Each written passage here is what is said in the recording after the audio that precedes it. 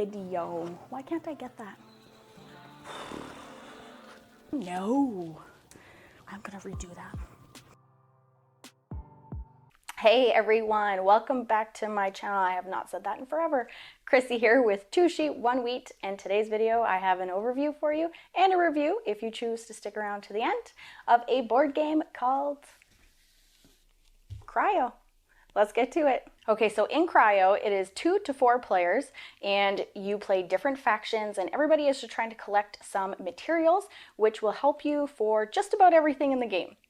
So instead of starting with the player boards, which I normally do, I'm going to be starting with the board because maybe then by the time I get to the player board, you will have a better understanding of what I'm talking about. So let's just dive right in. So right here we have some caverns, and to go into these caverns you need some material, which would be some energy, which is this symbol right here. And basically the planet is inhabitable except inside of these caverns. Now there are some crew pods, these things right here, and they're full of passengers, and to be able to have them survive, because right now they're kept in cryostasis and you need to place them into these caverns, and that is how you're gonna survive. And now to get some of these pods, you can get them from any of these 3 areas here. We'll get to this one right here. Don't look at this. So to get some of these pods, you can get them at these 3 locations right here. So basically these are where your materials are coming from. This location right here is crystals, and it is engineering. And then you move on to these green ones right here, which is organics. This is the laboratory. And then we have this gray color right here. This is tech. And this location is R&D. Now, all of these locations, like you can see here, you need to pay organics to be able to take off those pods, these crew pods. Now also on the board is kind of a main action. This one right here for tech would be paying tech to either draw a card or place a card. Now if you go over to the crystals here, so you can pay crystals to gain energy, which is what you need to go into the caverns. And over here for organics, you can pay any of these 3 right here, material, and then you can get these nanites, which these ones are basically like a wild. And if you notice here, there are 3 circles. That means that whenever you deploy one of your drones over there, you actually can spend 3 of any type of material for this location particular anyway. You can use any 3 of your materials to change them into nanites, which is the wild. So that you can do up to 3 times. Now there are some spots on the board where you're only allowed to do it 1 time, and it'll tell you with this circle right here. Now another one this one is a little bit different. So this one right here for the tech, when you can draw a card or play a card, it's the same thing. There are 3 dots on this spot right here, and with this spot, you need to tell everybody what you're doing ahead of time. So if you're drawing 1 card and playing 2 cards, or if you are drawing 2 cards and playing 1 card, or just drawing 1 card or just playing 1 card, you need to be upfront about what you're doing before you do it. So now we'll move on to the player board, which is the platform. Now deploying your drones. So you have 3 of them, so be wise on where you're placing them. So you can place them here, anywhere that there isn't a broken dock, and you would have the option between 2, 3, or 4, and you can choose one of those. Now what I mean by that is if you are on this dock right here, there is the choice of 2. If you're here, there's the choice of 4, and this one, there is 3 choices. Now another place where you can deploy your drone is over here, and that would be placing some of your crew pods into the caverns to protect them. Now one way to do that is to place a card. Now there are 3 different spots on these cards that will benefit you. So the top part right here is kind of a reoccurring effect that happens throughout the game, and these cards right here will go and they will just slide in. Let me fix this. These cards right here would just slide in under there like so. Now, once you fill up those 3 spots, you cannot take them off, remove them, or replace them with anything. Now, if you're using your card as a vehicle, like I said, to drop off any of your crew pods in the caverns, you'd be using this option right here, this section of the card, and all of the cards are a little bit different. You can use or you can place the pods on here. There are 3 pods allowed for this one. Now for these cards, if you're using them as vehicles, you would just slide them in down underneath like so. And once you get any type of pods on your player board, on your platform here, you can move them between your vehicle and your platform, and it doesn't matter, it doesn't cost a movement or anything like that. Now once it would be full, let's say there are 3 on here, and I had those, I would be able to move them into the caverns. Now to move around in the caverns, you would need to pay your energy anywhere that you want to go. The only places that you're allowed to go is whenever they have been discovered, which is another location for your drone. If you want to scout any of the locations in the caverns, you do so by playing this one right here. Now that does come with a cost. You need to have a pod on your platform. You need to have an energy and you need to have a nanite. And that would be the cost to be able to scout. Once those have been scouted, then you'll be able to move your vehicle further into the caverns and place your people at safety. So there are actually 2 locations on the board where you're allowed to place your crew pods. If you choose not to bring them to safety down into the caverns, you can place them over here, and this is a salvage. Now once you've placed your crew pods there, after you have placed all of your drones, you can collect those materials on your recall phase. Now recalling phase would basically be collecting these materials if you have your crew pods on, and that would basically just be taking your resources here. So that would be the first thing that you need to do on your recall phase. The second is you need to resolve one of these incident tokens. Now some of them have benefits, materials or picking a card or placing a card, or you have some of these tokens right here, and this is a sabotage token. Now when a sabotage token has been placed, it is going into the first location where there are crew pods, and these crew pods are removed from the game unless you have a card that will allow you to take it from the discarded pile. Now the third thing that you would need to do for your recall phase is the actual recall. You're recalling all of your drones. Now this is where things get fun, so let me take you down to the platform. While you're placing your drones here on your recall phase, you notice that there are some empty slots here. These are where these little tokens come into play.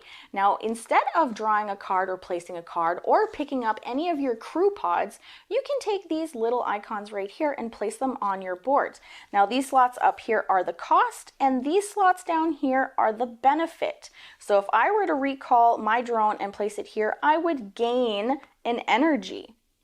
Now, let's say that I had this one here. I would have to pay a tech for this cost or a crystal for the cost, and then I could take a crew pod anywhere on the board off and play it on my board here. Now another nifty little thing about these little tokens is if you don't want it on your board, you can actually discard it.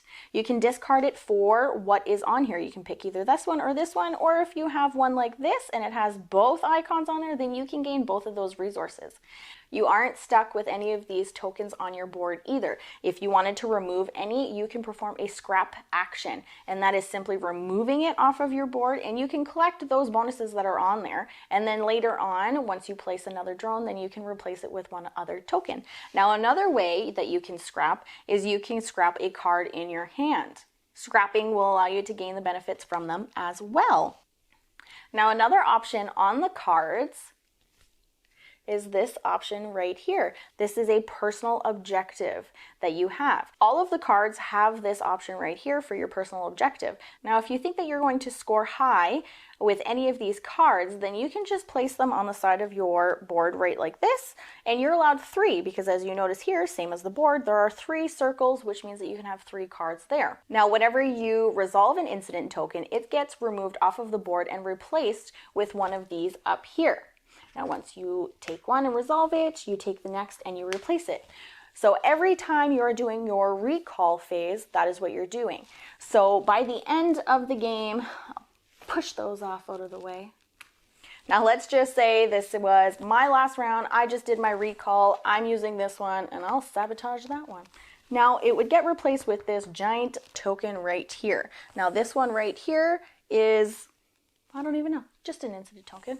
Now technically with the incident tokens on the board, because you still have these 3 small ones and this larger one, technically you would still have 2 moves or 2 end of rounds each, but as soon as somebody takes this token off of the board, that is it. Even if it's the first player, second player technically would have a turn. Not in this game. This would end it completely right away.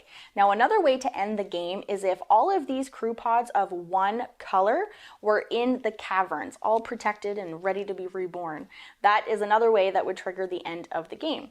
Now once the game has ended, there are a few ways to gain some points.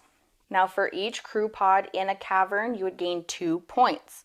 You would gain 1 point for every upgrade and vehicle on your platform.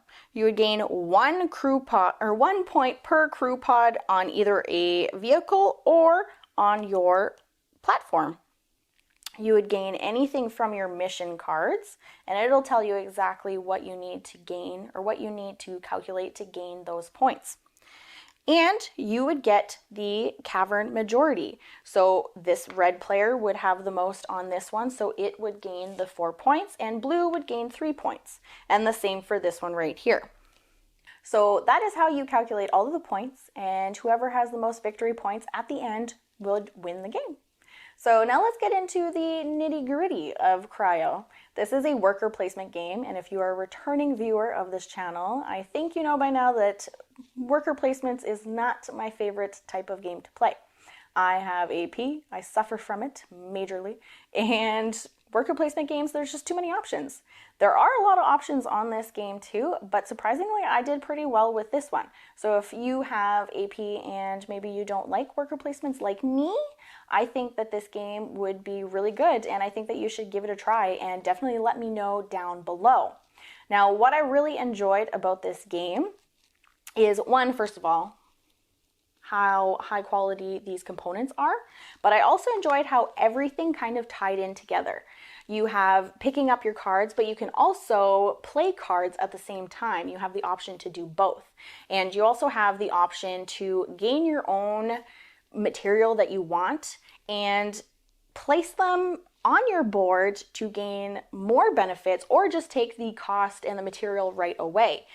Something else that I enjoyed is that when you're kind of stuck in a pickle, you can scrap your cards, or you can scrap some of your little tokens on your platform. I do enjoy that they called it a platform too, because of your drones. Now, something else that I thought was pretty neat with these cards is that it kind of gives you the option for yourself to either use it as an upgrade, which is a benefit throughout the whole game, or you can use it as a vehicle, or you can use it as your personal objective. And all of them are different with all of these different cards. I think there's 8 or 9, I think, different cards that you can find in here. There are a lot of duplicates, but like this one, this vehicle, you can hold 3 cars, or 3 crew pods, sorry, and these ones 4. There's some like the moth, that's 2, but there are some too that will give you a little bit of a benefit whenever you use them as vehicles. I also enjoy how colorful these cards are, and all the different little artwork here for each different vehicle. Oh my gosh, that one's upside down. So I do enjoy the color, and the color obviously matches the board too, which is, I think, what drew me to this game to begin with, was just how bright and colorful it is. I know I took some pictures of it and it just came through so pretty. And obviously these caverns too, these caverns are all different colors. Everything is definitely to this space theme for sure. And they do have extras here for if you're playing with 4 players or if you're playing with 3 players. So it does, I think, playing with 3 or 4 players would probably add a lot to the game, and probably stress you out a little bit too, because then there'd be a lot less spots on the board. Now, something else that I did notice in the game, not necessarily a bad thing, but I did notice that if you didn't take advantage of the salvage yard and gain some of those materials at the end whenever you are recalling. Or if you didn't use the scout option, which is just flipping them and placing a crew pod on it instead of using your vehicle to travel through the caverns, I did notice that you probably didn't have that high of a chance of winning the game.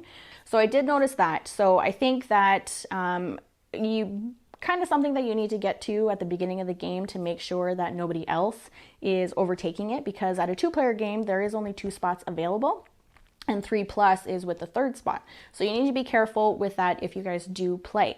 But other than that, I found that everything really ran really smoothly. I did enjoy these extra little tokens that you got to take off, because once you use, well, this one was my favorite one, the 𝗧𝗜𝗆𝗍 one, because it got rid of a lot of crew pods. And because one of the way that you score the most amount of points is having crew pods in the cavern. So if you would wipe them off of the board and you'd only really have 1 card that you're able to play, because you're actually not allowed to have duplicate upgrades or duplicate missions, and you can only have 3 vehicles, and you're still only allowed to have 5 cards in your hand by the end of your turn. So by doing that, I think would also help like strategize, strategic way, right? So I don't think that there'd be much luck with this game. It's probably like 100% strategizing, I would say anyway. If you think otherwise, just let me know down below. Anyway, this was my overview and my review. I hope you enjoyed it. If you have played Cryo before, let me know what you think about it down in the comments below. If you haven't and you are in between, is this game for me or is it not? It has high quality components. It is a beautiful, colorful space theme, and it's worker placement. So if those are some things that you enjoy, I would say you definitely need to give this game a try. And when you do, also let me know down in the comments below. Anyway, I hope that you enjoyed this video. If you did, don't forget to subscribe, and I will catch you next video. Wait, what? What is happening? What is happening? I don't understand this.